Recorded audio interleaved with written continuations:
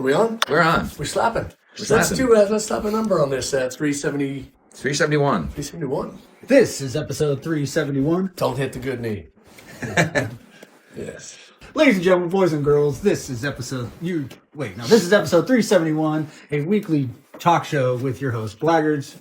The number one podcast in the multiverse. I like how that's become canon. Yeah. The offhand joke. I didn't know we went as far as the multiverse, and at the show I said galaxy. And I go, I should be fired.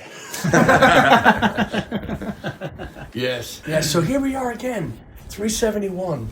And let me just explain a couple of things right now. The weather is appalling, as you can tell. We're just freezing out here. It's winter.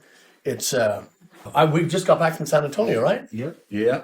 So this is our first time. This has been our first time in San Antonio in how many years, Chad? Since Mo's closed, right?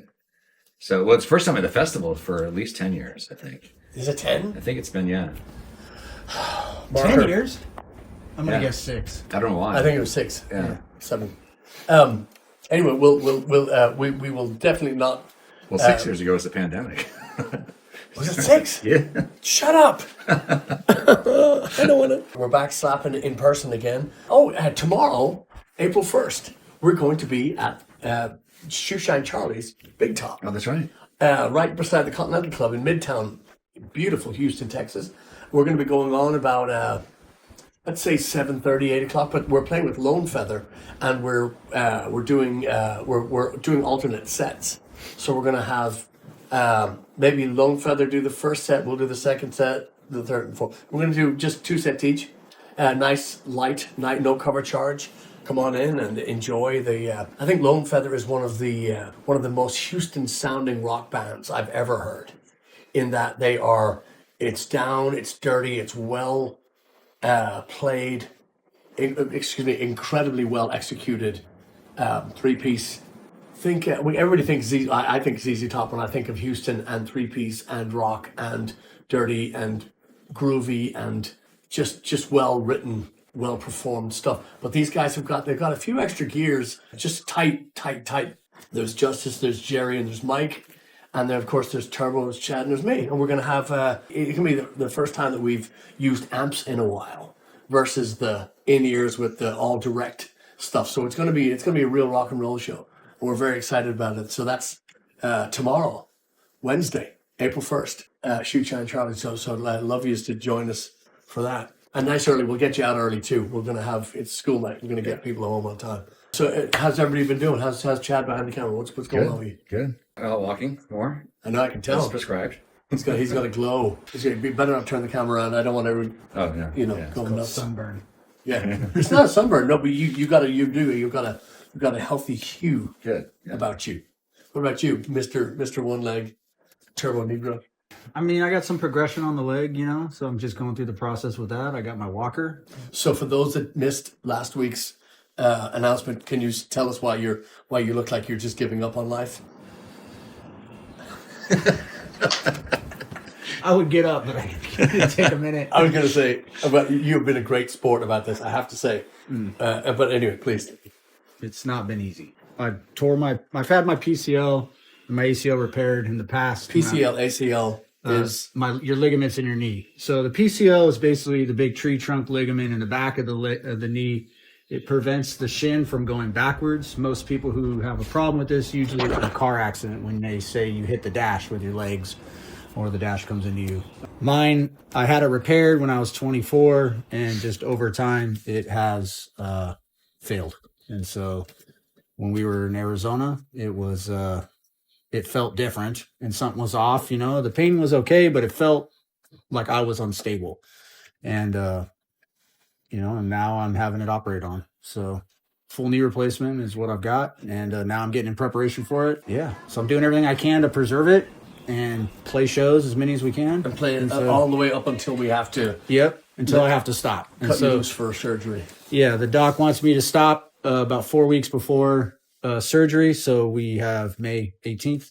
And then, I was going to have to talk about this again, but that's all right. And then, the good news is, I've got a track, I got a plan, and I'm going to do it. And so June 18th will be my surgery date.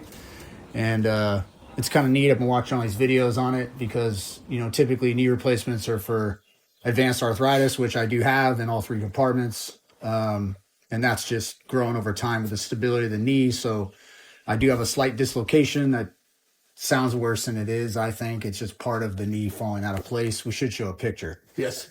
But it looks like Frankenstein when it's not being held together. But it's the good news is it's repairable. It's just a longer recovery than I would like. But it's kind of neat how they do the PCL. Like in the back of the knee, they're going to put this rod, and then it's got like a little clamp. Almost looks like a saddle on a horse. And then as your knee bends, it'll engage, and it stops the leg from being unstable. It's kind of neat. So I'm curious what my range of motion is going to be, but they said I should, if everything goes well and I go right, I should be able to come back full functioning. So that's the plan. There's no question. So we now call him the Embracer. Yeah. As he's been... I got braces everywhere now. He embraces everywhere, but he's also embracing this really well. He's taking it...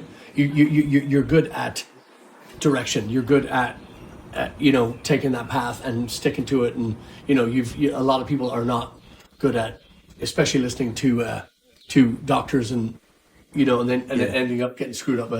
But yeah, you've been a very good sport about it. But also, let me take this moment to say as well that some dear friends of ours are jumping back in the saddle now that they've heard the news, and we've asked 3 different people to jump in at different times, and of course, Mr. Michael McAloon, probably our longest. Oh, totally. Playing drummer. He's going to be with us in June, on the first Thursday in June at T-Bone Tom's. He's agreed to come back in. The next night, we're going to have a young man. I'm going to leave that blank because we haven't heard back yet. I'm not sure We're yet. just going to find out. But then we're going to be in Brenham on this Saturday, which is the first Saturday in June, and we're going to have a young man by the name of Keith York. So we're going to have, although you will be sorely missed, we are going to have some dear friends of ours come back in, and what we're going to do is, and this has been the, there is the dark cloud, there is the the light at the end of the tunnel, all that shit, but this has been it'd be very interesting to see what songs because we are going to dig way back in the archives and bring back some stuff that we haven't done in a while. So not only will be in full contact with Turbo, but we're going to have be giving you files and stuff like that, stuff to listen to, and stuff. But it'll be really funny, really interesting to hear. I would even like to take bets on what songs are the top requested songs to come back. Mm-hmm. To make it back in the thing. And one of the ones I didn't see on the list might be on there, but I Sleepless. I did put it on there. Good man. Good man. Yeah. Ooh, that one has just been in my brain. It's I don't even think it's I'll reserve time, but it's one of those songs that I like it, but I love the way we do it. I like their version, but I love the way we do it. Yeah, it's very satisfying. So. Yeah. You gonna make any bets off the top? The most requested to come back? It depends if we actually do it or not. Devil. I knew you were gonna say that. But if we have Jeff with us, Mike knows it. Jimbo, I sent Jimbo his version. He'll wouldn't be totally impressed. Maybe you can have one of those little black masses that you used to do. Yeah. And you just curse it out. Like that's exactly what I'll do. Yeah. Yeah. Because you don't want to come back to that shit. Yeah. Anyway. I don't know what my requests are. I mean, I'm looking forward to doing Donegal, which I haven't done in a while, and we kind of will to bring back the arrangement of Brigade that we were doing with Mike before he left. That was funny, yeah. Da da da da da. Yeah, that one, and then the Rod Stewart. Rod Stewart, yeah. I think it'd be really fun. Yeah. Oh, and we started with, well, I can't say it on here, but I'd like to. I did ask. I think it was one show I asked, how many songs do we reference in this piece? Because we started with that riff, and then we went into Brigade. Oh, that's right. We started off with Aerosmith. That's right. Cut that out. Marker. We don't want to. Way to go, Sunburn. Yeah. It was funny though. Is that it though? Is it just those two? No, there was a lot more. There was Don't say him. Yeah, the Rod Stewart. Don't say him. No. Don't say him. I know. Well, we just have to take this whole part out. Just put a big beep throughout the whole thing. But again, that was a very strange. That was a very strange moment. But again, I stuff like Blaggards and stuff like. Anyway, sorry. Yeah. Again, open that can of worms, and you're gonna go. It's cool. Because it's always that strange mix that's in your head, and then you start to play them again. You go, that's why we don't play it anymore. I think it was just out of the progression of the set list that we did go back to some of those ones that we tried, and it wasn't out of, it wasn't that the song did go. It was just that we needed other stuff faster. Yeah, and we'd. But yeah, it's just crazy to think of the amount of. Well, the boys are back in town. Yeah. Yeah, I put that on there. Coming. Yeah, because that gets requested. Yeah. Yeah. I still, and this is sacrilege saying, and you might want to beep this out, you're more than welcome to, but I think that Huey Lewis, their version of Boys Are Back in Town, is touching Thin Lizzy's. It's that good. Mm-hmm. It's just one of those things where I just, hair on my arm stood up, and I was going. That fucking jam at the beginning. That's what I'm talking about. I mean, it's not of this earth.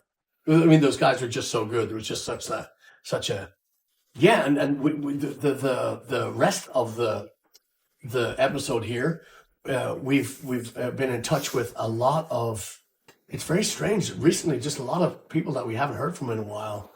I don't know if they're reopening clubs or not, or we're just getting calls from different parts of the planet. So that's great. But I do want to go back to one more knee surgery turbo downtime section on this. I do want to go back to just to say that we have looked at the calendar, and up until essentially the middle of May, we're going to have turbo braces, willing, and knee cooperation and all that stuff. But he's been very generous. I'm getting really good at this. The calendar is not going to change. The calendar is going to remain. If something happens and we don't have a player, obviously we won't be able to do it. But as it sits right now, I just want you to know if the dates are on the website blaggards.com. Mark yourself. The dates are valid. We're not going to. The dates on there we will honor. Also, if we can have Turbo at present at the gigs, we're going to bring him. Because not only is he a fan favorite, but it's nice to have somebody red, telling you you're shit. Boo. Yeah, I'm used to it. I can't really perform now without it. Get off the stage. Yeah. Yeah, I think that's important to me too. Has been able to, when I first got the news, it was like, whoa, is this emergency kind of deal? And so he said, well, yes and no, but we can schedule this, and so I was like, okay, that was like the only breath right there in that moment. But like he said, it's just manage it, get a brace on that thing, and then you gotta stay down. You can play. The good news is in the 90, when I'm drumming. Yeah. For me, the harder parts is getting up and down. Is just like it's almost sitting down and getting up where I'm going, oh shit, I'm grabbing for something. Because when I'm in the 90, what's really cool about it is all the weight's off the joint. Yeah. And so what's been challenging the last couple of weeks is my calf. My calf and my hamstring have pulled so tight trying to protect the knee that like there's times where I can't even lift the foot up. I'm playing and my foot's just like that. It's not going like that. It just doesn't do that, So I'm just playing like this, until the next thing you know, it's worked itself out. Yeah. I'm like, man, it's got a little mind of its own, and then it goes away. So it's not all the time, but it just, you'll see me go, oh God. And it's almost like a little Charlie horse, and then it goes down. So a few little things we got to manage, but we deal with it. Yeah. We watched you in Arizona when you were just at the end of the shows. Oh, and I'm thinking to myself, so why is he all of a sudden masturbating on his leg? The whole time. It's just, but it was, and then this time was becoming closer and closer from the last one I'm going, and then we got home and said, I'm going to get this checked out. I booked an appointment while we were there. I go, I'm going to book an appointment. Something's wrong, and I tell you, when I stood up on the kit at the first Friday. When you almost felt drunk, it almost felt like I was rocking on a boat. I'm going, I got no stability. So I just was leaning on the drum seat and the drum seat's twisting like this. And I was going, yep, I need to get back down. I was just like, At the time when you jumped off the stage to tongue that beautiful woman. yeah. Yeah. Well, you did. I was doing okay then. Yeah. Yeah. And here's the thing, it's like I get up and do those things, and sometimes you're moving and you don't realize you're accommodating already. I've already been accommodating, and you're just dealing with it and going with it. And, I'm like, I'm not going to let it stop me, and then now it says, hey, I'm in charge for a minute. Yeah. So unfortunately. Yeah, you got to. But the PC, I did. That's the thing, is once I got those scans and it confirms it, they're like, you got, it's not just the advanced arthritis, you can manage the pain, but at this point you're just unstable. Yeah. So. We were playing today from out here in the woodshed, and I was watching your leg when you're playing, and it just hurts seeing the it's not a big range of motion, but it's just painful because I know I've seen the X-ray, just even the kick drum, having to be engaged like that. It's just, ow, it hurts to watch. But again, we don't cancel shows, man. No. And so, if I ultimately had to, I would have to stop. Like if it was like, dude, like if I'm on, but he said, man, we can manage through this time. The next few months. That's what you got to do. So I'm managing through it. And so, like I said, that's so what's if you had to just in this very short time of pain and misery, what's the worst worst daily function that you have to do with this knee? It's getting up and going, anything downhill right now. Downhill. Yeah. Downstairs. I just feel like I'm going to wipe out. Yeah. I got no stability downstairs, going down, but Let's rephrase that part. Yeah. Yes. I don't even know how to rephrase it. I'm just gonna throw myself off the edge. I think right now I can't straighten it out. I've lost that a little bit. Yeah. And so when I'm sleeping or just standing normal and then you straighten your leg out, I go, what the hell? And so that's more of a little shocking to it. But there's times where I'm walking really well and there's times where I'm swinging it, you know, and there's times where I'm limping. It's just kind of, it's doing its own thing, Yeah. So, but the pain's been fine. I don't have to take anything for it. I take some Advil here and there. Maybe in the morning time, I'm extremely stiff, but having the brace, sleeping with it. Let's cut all this out. Yeah. This is just getting too sexy. Yeah. Dang, I know. I'm just teeing up these softballs. Yeah. The good news is, like I said, I do a lot of things. Like I'm very self-involved, even on my home chores. Like I'm the guy that's like, nope, I'm going to do my own yard, my own pool, my own stuff. All that's outsourced now. So that's been helpful, like all those chores I have to just go, I have to stop because I can only do so many things. Yeah. And so right now I'm dedicated to finish playing, and because I'll just die if I had to instantly stop that. So, no, it's not. Have you ever had an injury where you had to be laid up? Not like that. No. I mean, the worst I had was I broke this arm. Which arm? This arm. I broke when I was roller skating. Roller skating? Yeah, when I was 12. This is when I was a kid. I was a very reckless. It's funny because I'm not much of a daredevil. I don't ride motorcycles. I'm never going to jump out of a plane or, Don't say never. Don't say never. I have. But when I would roller skate, my friends and I would be like roller derbying almost. Really, I was really fond of taking the corners like really fast. Oh shit! There I go. Sorry about that. There's 2 cups of coffee lost. Bad kitty. So I'd be going really fast around the corners. This is when I was going to St. Luke's daycare. It was either in the summertime or after school. I think it was in the summertime. And I tripped over this is pretty frequent. I'd trip over my wheels and eat it. But this time I hit the floor so hard, so quickly that this arm snapped. And it was like bent like this. And that was pretty bad. It could have been worse. There was no bone sticking out or anything like that, but it was pretty horrifying. The good thing about it though is that because I guess the nerve or just being in shock or something, the only pain was initially when it first broke. And then after that, it was just numb. I couldn't feel a damn thing all the way up until having it set. But this is a grisly story. You want to hear the rest of it? Come on. That's why we're here. My mom took me to the emergency room. Grisly news. And because... That's it. Grisly news? Hey. Got it. Way to go.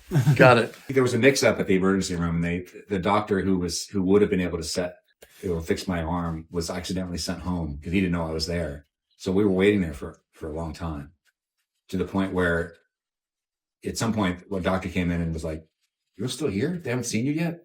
oh no, that's not good. So they had to call the guy. He had already gone home. They had to call him and call him back.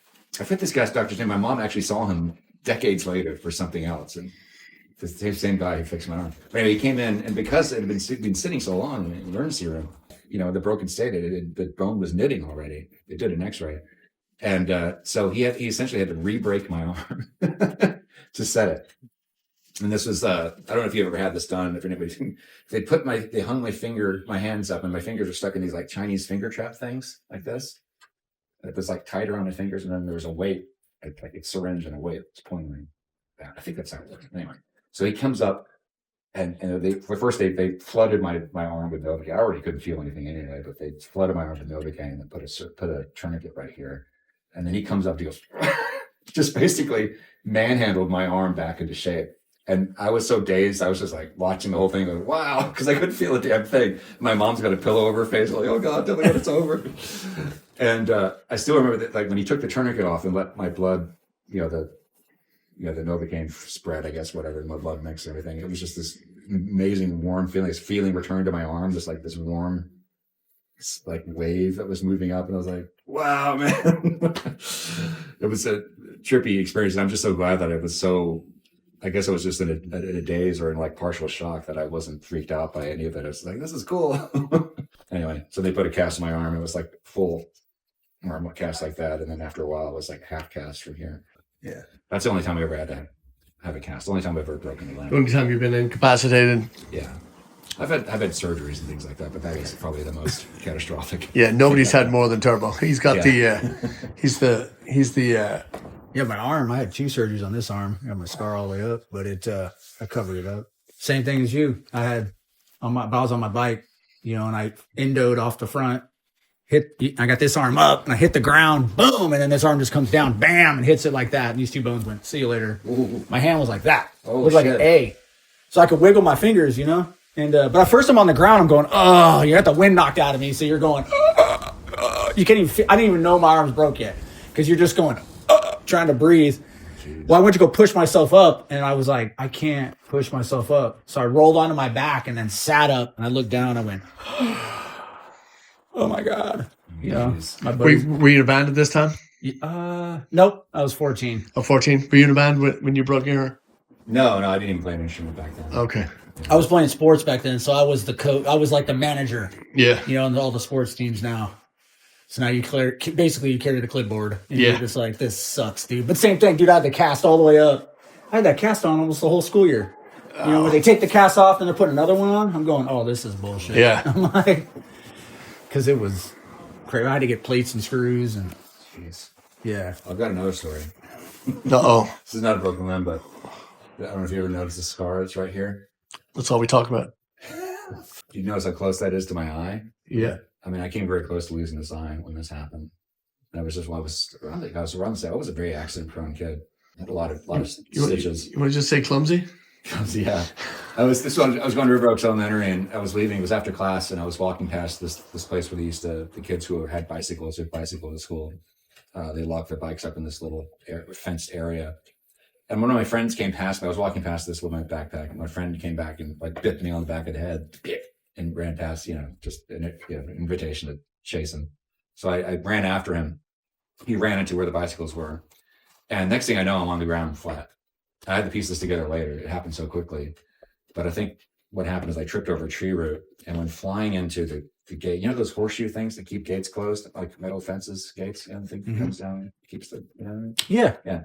So that little horseshoe thing, it's like when you look at the edge of it, it has kind of like this T shape. If you look at the way the metal's bent, the scar is actually, it's T-shaped scar. So what happens that horseshoe thing was sticking out, and I went flying into that thing at very fast, very, very at top speed, just blood gushing, and everybody scattered. I remember just lying there, dazed on the ground, like afraid to move, and I never saw the wound. My mom saw the wound when they took the bandage off. When she took me to have it stitched up. Dr. Dreesen, that's one doctor's name. I remember he was my pediatrician. He was the guy who stitched it up. He was also much later, he was also my brother's pediatrician when he was a little kid. We should sue him. But he did a great job. But it was like, I never saw the wound, but mom said when they took it off, she was like, like it was really bad. There was no wonder everybody around me was just horrified when they saw what a deep wound it was. So the doctor kept asking me as he was stitching it up, it's like, "You sure your eye's okay?" I was like, "Yeah, I'm fine." It's like, "Okay," because it was so close to my eye. I was very lucky, very, very lucky that it wasn't worse than normal ones. But one of my favorite memories from that too is Dr. Dreesen it took a long time to stitch me up. He had to do it in several different sessions. And at one point, because it was hard, his arms were getting tired. At one point, he just goes like this. And it just made me laugh as I'm sitting there, punch drunk with whatever drugs they had me on at that point. Fuck. Anyway, yeah, that was not fun. So sorry, folks. I'm giving you nightmares. That's some good stuff. So now that we've rock and rolled our way into the emergency room and back again, we're 371. It's a lot of podcasts. It is a lot. Yeah. 6 years. 6 years. And we also have we have some new friends that we've known for a while that have just kind of jumped on the podcast. So they're gone back to the beginning to watch them from the how many episodes were we in before we started doing this format? The video format? Yeah. We had 59 episodes, just audio only. Was it really? Before we started doing YouTube. God, I thought it was much less than that. Yeah. Yeah. So we're going to say welcome, one and all. Delighted to have you along here. SlapperCast, the #1 rock and roll podcast. Infinity. And since infinity is still expanding, we're still #1, which means our #1 is getting bigger. That's all. So we are, but yeah, very, very, very. There's going to be some. Let's just say very interesting shows coming up. We're going to have some non-blaggards, but blaggard related. For guys, blaggards. So we're gonna bring back a bunch of stuff. So we'd love to have you come out and see us do what we do. Wishing Turbo the very, very best. And like I said, we're so grateful that you're so eager to jump in and come along with us. Until a lot of people would have just hung it up and just said, but again, we're not taking any chances. If it ends up being too much, we'll make that call. You'll make that call, and we'll go from there. But It'll be fine. Yeah, rock and roll must, we must trudge on. Rock and roll can't be stopped. And so I'm just gonna be really, really. I want to come back to 371 and report on what the #1 songs that we've not die and fight, but we kind of brushed aside for a little while, just see what the #1s are to come back. Parked them, yeah. Yeah. So that's going to be extremely interesting, and it's gonna be good. We'd love for you to come and see the 3-piece at Shoe Shine Charlie's, the Big Top. Yeah. In Midtown, right beside the Continental Club, and sing with our good friends Lone Feather, Houston's. I'm going to say one of Houston's best. I mean this sincerely. I again, but I just think one of Houston's. They're easily some of the nicest people you're ever going to meet. Justice, Jerry, and Mike. I think one of the best original bands around at the moment. These guys have been around for a while, but I just think I love this band. So come on out and check it out. Yeah, man. I'm looking forward to that. They're a lot of fun. By the way, you just reminded me. Remember what our slogan was before you came up with Stat Irish Rock? It carries back to the band that we were called before. Oh. You had 2 different slogans. We changed it after we became Blaggards. Has the word "only" in it. Oh, OnlyFans. Only 13 and under. Houston's only Irish rock band. Yeah, originally Celtic rock band, then you changed it to Irish. Oh, I said Celtic. And that was very brief. Yeah, well, it's because Shaggy was in the band back then. He was both Scottish and Irish. Yes, that's right. It's a diplomatic thing. But then we were Blaggards. You changed it to only Irish rock band, but that only lasted a couple months, I think, and then you came out with Stout Irish Rock. I remember Jay Dooling too on KPFT. He goes, "Only REM? No, that's not." I go, "Yeah, it is. It is. The only rock band, at least back then, they weren't." Yeah. But again, everybody's version, everybody's idea of a rock band is different. If you're going to say, again, I always go to the metal genre. If you're a heavy rock band, i.e., like a Motley Crue or I hate even saying that name, but it's just basically a rock band or a pop rock band right? Scorpions, pop rock, Yeah. right? Early days, rock band. Yeah. Then Little they prog, early days. Yes, Yeah. yeah. And then they as they go, Motorhead, rock band. Yeah. Maiden, metal. Yeah. Judas Priest, metal. Yeah. Then you start getting into the Slayer, and that's thrash. Or again, on and on. You can categorize that as you please. However, when you say an Irish rock band, there was nobody else playing Shane MacGowan, Pogues, Thin Lizzy, that kind of stuff, and throwing in little bits of Sabbath and Maiden and all that stuff in there. So I stand by that. And we shall not be moved. Yeah. Got that flag. That's on it. That's on it. Yes, anyway. Thanks for joining in. Thanks for coming in. Thanks for listening, watching, and telling a friend. And come see us. April 1st, Shoe Shine Charlie's. Yeah. Heck yeah. All right. See you guys soon. Cheers, y'all.